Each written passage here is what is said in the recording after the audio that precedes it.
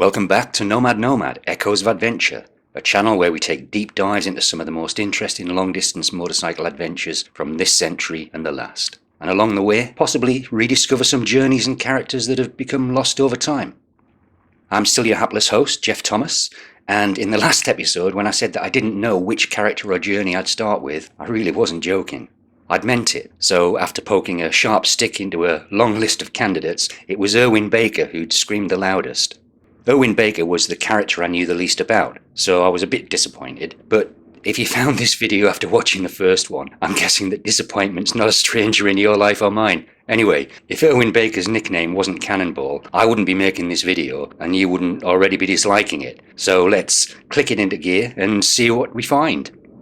Well, after finding a steep hill and teasing the Honda C90 up to 88 miles an hour, we've travelled back in time to 1882. It's the 12th of March, and we're in Dearborn County, Indiana, USA. The scream in the background is Ethel Baker, and she's giving birth to an 8-pound bouncing baby boy that she'll call Erwin. Actually, I've no idea if she was called Ethel, or how much Erwin weighed at birth, but as he'd go on to become an acrobat, I'm guessing that he did at least bounce quite well. Dyslexa. What were the names of Erwin Baker's parents? Hapless Jeffrey, I am sorry, but I can find no record of Erwin Baker's parents' names. Would you like me to continue searching? Well, thanks for trying, Dyslexa, but 100 words into this script and I'm already fucked. Yes, there is a script, because I actually write this shit down before reading into a Poundland microphone that's cunningly shielded from hisses, s's and spittle with a pair of Dyslexa's old laddered nylons. You think I'm joking, but I'm not. I really do write this shit down, and after undertaking a diligent amount of research so that you don't have to, it turns out that Erwin Cannonball Baker is a tad more interesting than I'd thought. Now that's good news, but whereas most two-wheeled adventurists are known for one or two seminal journeys, Erwin Baker turned long-distance travel not only into a career, but also into a movement that would continue long after his own journeys had ended. Performing as an acrobat, in order to keep fit, Baker had taken to riding bicycles, and I guess that's where he discovered a taste for travelling far and fast on two wheels. And in 1904, at the age of 22, he finally saw the light and bought himself a motorbike. The motorbike seems to have been an Indian, but Dyslexa wasn't able to find out which model. And when he'd entered the first race at Indiana's Crawfordsville dirt track, according to legend, he'd actually finished first. Now, I say according to legend because unless your name's Herbie, in real life that kind of shit never happens. But having said that, as he seems to have instantly abandoned his vaudeville career and turned his hand to motorcycling, I'm guessing that he'd been a better racer than an acrobat. When riding his Indians, Baker had certainly been winning races, and in 1909 he'd entered and won the first ever motorcycle race to be held at the now famous Indianapolis Motor Speedway. A few years later in 1922, switching from two wheels to four, he'd go on to compete there in one of the world's most famous races, the Indy 500, where records show that he finished in 11th place. But it was a few years earlier when our real interest in Erwin Baker begins. It's January 1912, and having caught the attention of the Indian Motorcycle Manufacturing Company, they'd invited a then 30-year-old Erwin Baker to take their latest twin-cylinder motorbike, the Broad Track Racing model, for a test ride. I'm not sure if Indian expected him to ride at 14,000 miles through Mexico and Panama and then onwards to Cuba and Jamaica before casually dropping it back at their dealership, but that's what he seems to have done. And as Indian would end up selling more than 35,000 motorbikes that year, I guess they weren't too pissed with him. That seems to have been Baker's first real long-distance adventure, but 2 years later in 1914, when he'd ridden his motorbike from San Diego on the west coast to New York on the east, his time of 11 days, 12 hours and 10 minutes had been a new transcontinental speed record. Today, 11 days sounds almost pedestrian, but back in 1914 that was quite an achievement. And when a journalist in New York had compared his overland speed to that of the Cannonball Express, the legend of Erwin Cannonball Baker had been born. Now, just because something is legend doesn't mean it's true, like the legend of Zelda or the water margins of Liang Shampo, where the story, it is said, began in legend even then.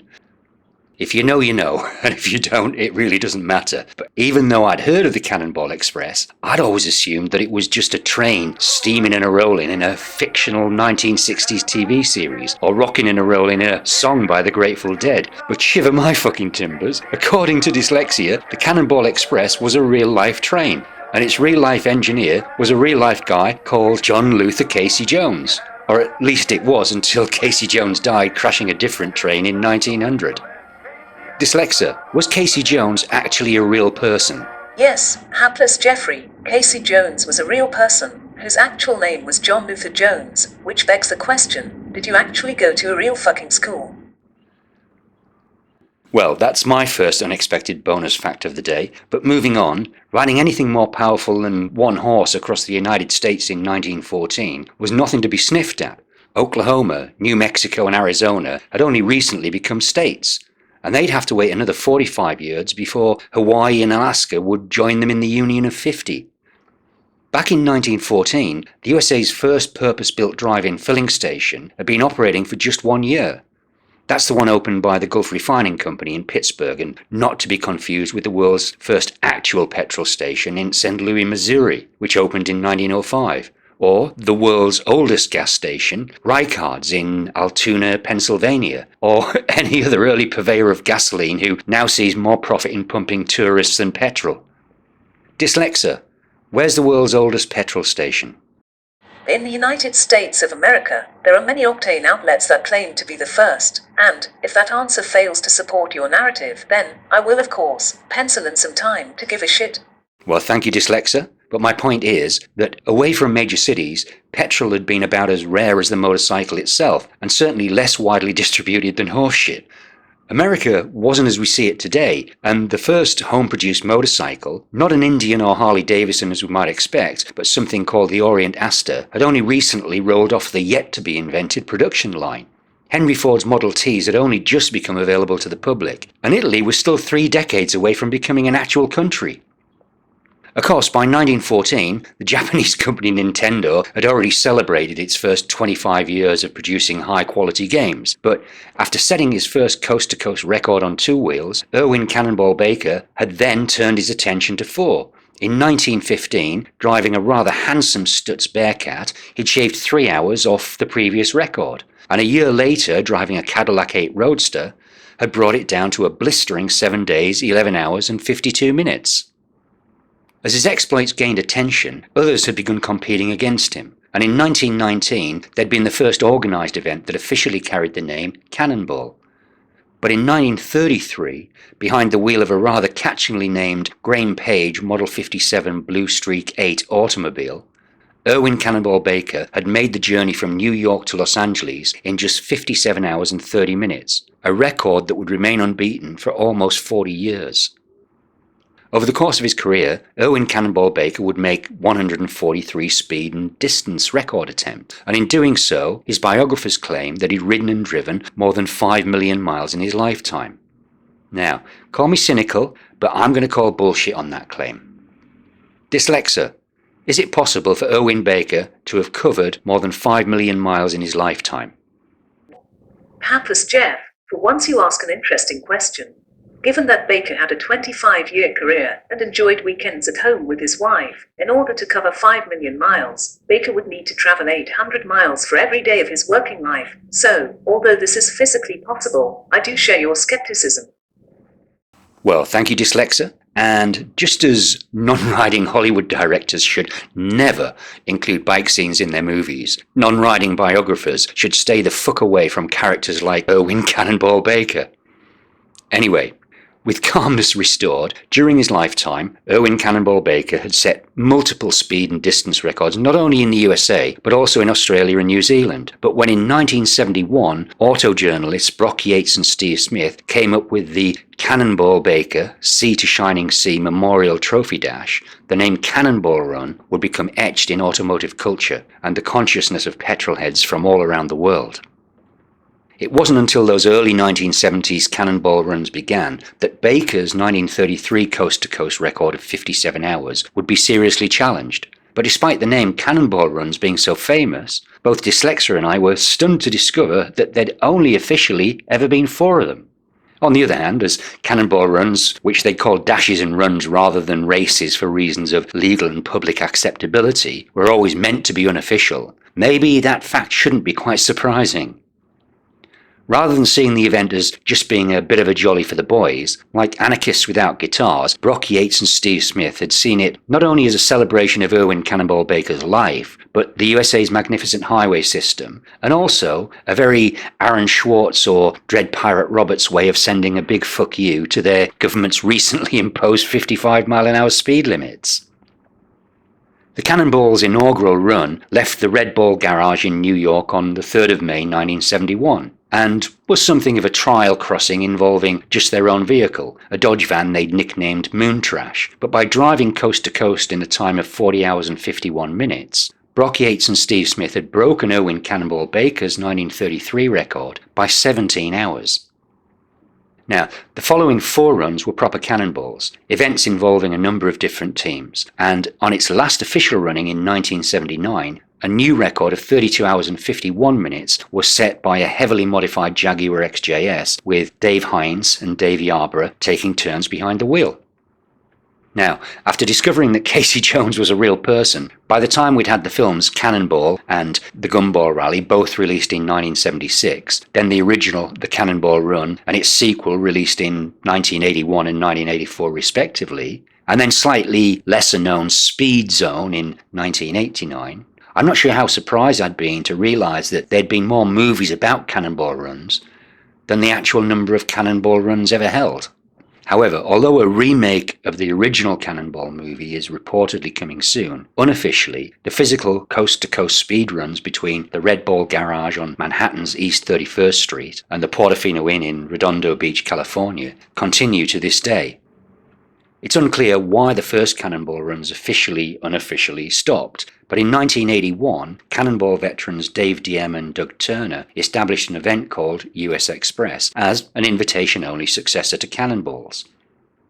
US Express would also be short-lived, and in its 3rd and final running in 1983, driving a Ferrari 308, Diem and Turner had set a new record of 32 hours and 7 minutes, which their colleague Corey Wells would then make into another movie imaginatively titled 32 Hours and 7 Minutes. Once again, it's unclear exactly why US Express ended so abruptly, but although future high-end exotic car rallies like the Gumball 3000, the Bull Run and the Gold Rush Rally would nod towards the original Cannonballs, being more indulgent than competitive, they were always seen as being a little more of a rich man's fancy. However, when John Ficarra announced an entirely new event, the Transcontinental Motorized Vehicular Tournament of Efficiency and Endurance, which was thankfully shortened to the 2904, it would not only pay homage to those early traditions of cannonballing, but also democratize the experience for everyone.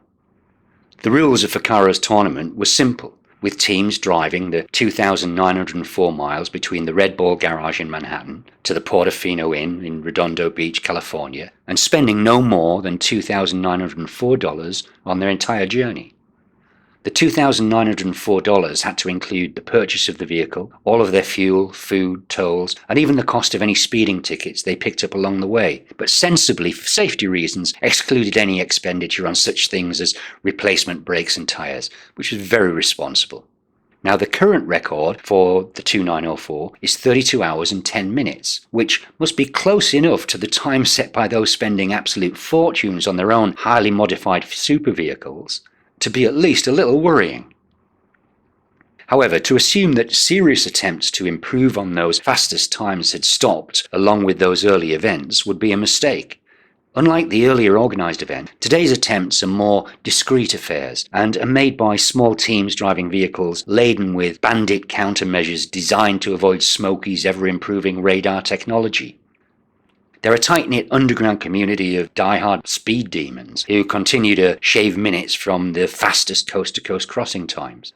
And in 2006, driving a BMW M5, Alex Roy and Dave Meyer brought that record down to just 31 hours and 4 minutes and documented their record-setting drive in the book, The Driver.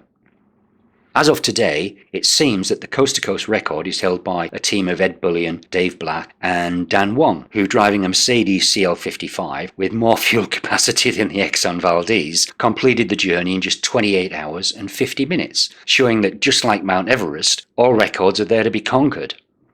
Back in 1912, Erwin "Cannonball" Baker couldn't have known that he'd been starting a movement or known how history would remember him. But given the way he'd chosen to lead his life, I can't help thinking that he would have approved. I have the utmost respect and admiration for what Erwin "Cannonball" Baker achieved in the early days of motorcycles. But when it comes to timed and endurance events taking place on today's open highways, I certainly have mixed feelings. Too many years of earning my living as a dispatch rider, an occupation where 1,000-mile days were common, has probably coloured my opinion. But although this episode has strayed a little away from Erwin Baker himself, without him, it's safe to say that iron butts might not be as popular as they are today, and the name Cannonball would still be associated with Casey Jones and his famous Cannonball Express. And for another little bonus fact, the only major cannonball accident I can find happened in 1972, when, just outside of El Paso, the Wright Bra racing team of Judy Stropus, Peggy Nymek and Donna Mae Mims ran their stretched limousine off the road, rolled over, and after destroying an inconveniently placed but fully loaded porta potty, had been showered with its contents. Unfortunately, their limousine had been wrecked, but with the money they'd received for its scrap value, they'd been able to buy 3 air tickets and all fly home together. So it's fair to say that Erwin Baker made dashing across the North American continent famous. And after adopting it for himself, he'd passed the Cannonball name on through the years.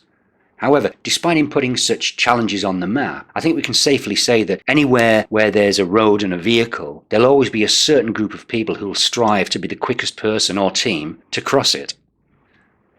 In 1960, at the age of 78, Erwin "Cannonball" Baker made his final journey, and in 1998 was inducted into the AMA Motorcycle Hall of Fame.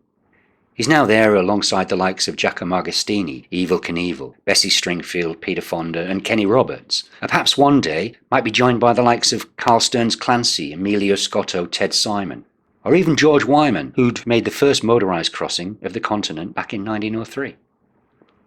Who knows what the future holds, but I hope you found this first real insight into an important adventurer interesting.